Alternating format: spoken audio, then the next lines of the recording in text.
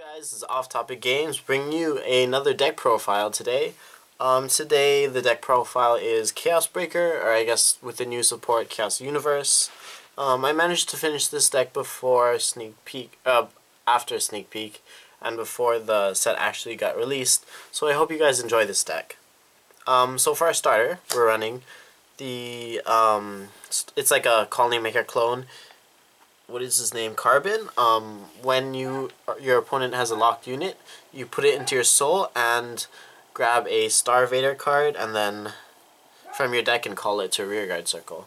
So it's a really good card and it works very well. It's a good toolbox to get to your other cards, and overall it's just a really nice card. Yeah. As for our triggers, we run obviously 4 heals because healing is nice. There's not much you can say about that. All the triggers here will be star-vader because it's very important. Next it's star-vader Paradigm Shift Dragon. We run 4 of it. It's a crit. What it does is put this unit to your deck and shuffle it, and if your opponent has a lock card, you can lock a back row. This is nice basically because you recycle a trigger and it has an effect. It's also star-vader, so it's really nice. What's good to note is that putting it to your deck is a cost, so even if your opponent doesn't have any rear guards to lock, or they don't have a rear guard in general, a locked rear guard in general, I believe that you can put it back to your deck anyway as a cost. Next we run 3 more criticals, so a total of 7 criticals. And lastly we run 5 draws. There's no like special draws, it's really just star-vader ones. The reason why I'm running 7 crit and 5 draw in this deck, because I do feel like the draws are necessary against deck that rush you really hard and you just kind of need advantage, or you can't get your engine running fast enough. So that's why the trigger lineup is like that. As for our grade 1s, we run 4 Prometheums. It's the star-vader Perfect Guard. As I said before, we do need star-vader units in our deck, and I'll explain why. But you can, if you want, get away with the unflip or perfect guards. But these are kind of nice because I have a reason to run it. It's star-vader, and because Deep Lease and Kagro exist, so I guess why not.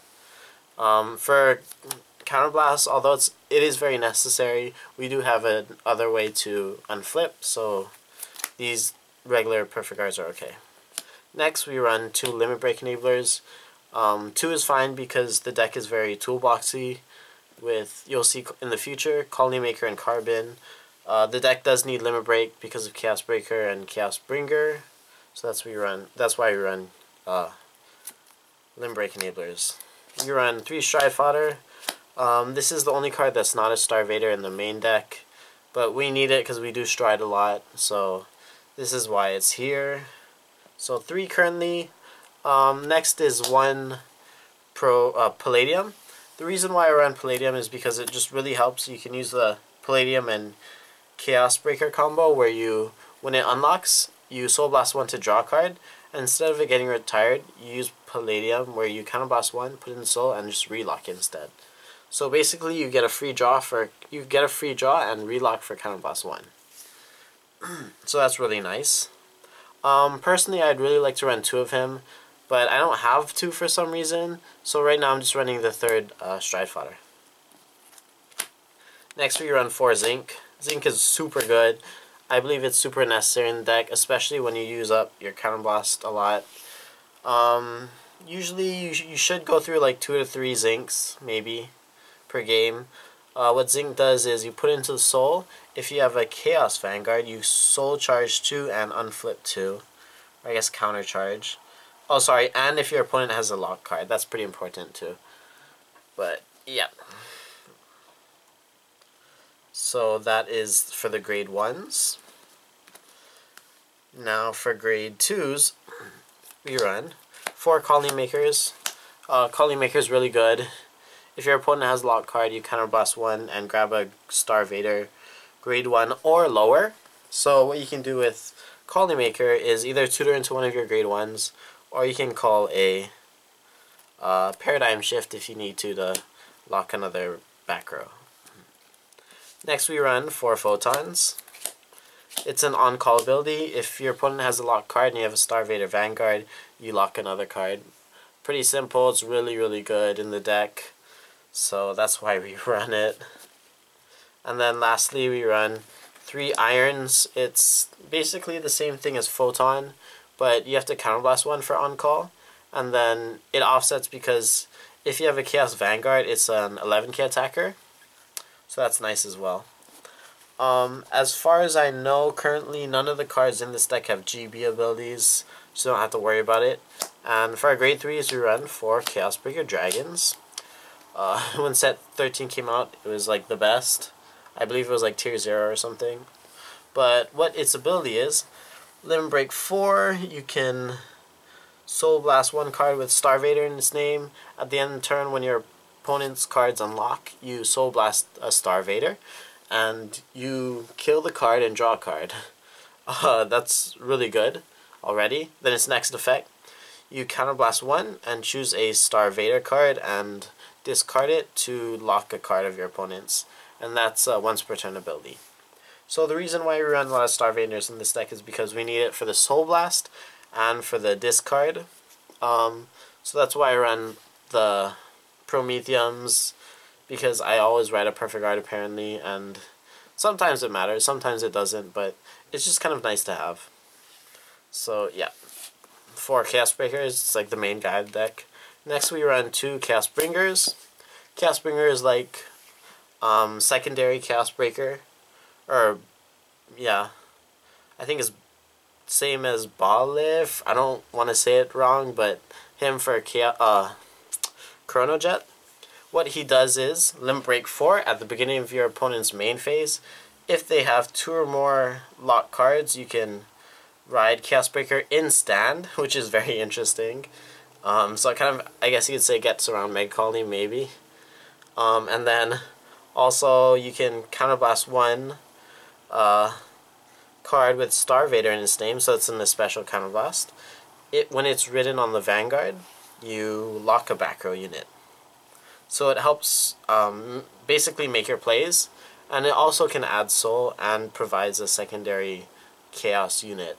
So this card is actually just really nice to have. And yeah. Next, this is 6th grade 3, so we're on 2 more.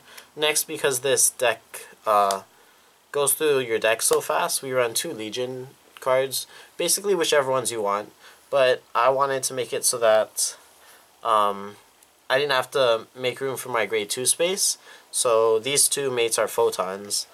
One is Blaster Joker and one is Garnet Star. The reason why they're 2 different ones have both, I wanted Garnet Star because A, I have it, and B, it doesn't cost counterblast, it doesn't cost anything. No setup really. You just Legion with it and you lock a back row and a front row. It's really nice. And then secondly, Blaster Joker. This one I have to set up a bit more for it, but it's very nice because its effect is Counterblast 2, Soul Blast 2, Soul Blast 2 and then choose one of your Star-Vader unit and lock it. If you do, you lock your opponent's board and then retire his mate. So that's really nice because it adds like an after game after your Chaos Breaker and stuff, once you used up all your strides and everything. And then it uses up the soul because a lot of times you'll still have an excess amount of soul because you just unflip that much. So that's also nice. And then its second skill is that I think it's like choose a card with the same name in this Vanguard as the Vanguard circle, put it into the soul, and then it gains an extra crit. Normally I don't use it because it's like an egg 1 and they can just perfect guard or guard it or something. But if you somehow see that it's opportune, you can use it. For this specific deck, the only card would be the mate, which is Photon. I do run 4 of it though. So yeah, we do need Legion deck because of Zinc and like Stride and stuff, this deck will filter throughout your entire deck a lot. Next for our Strides, we run 4 Chaos Universe. If you didn't notice, 1 is SP.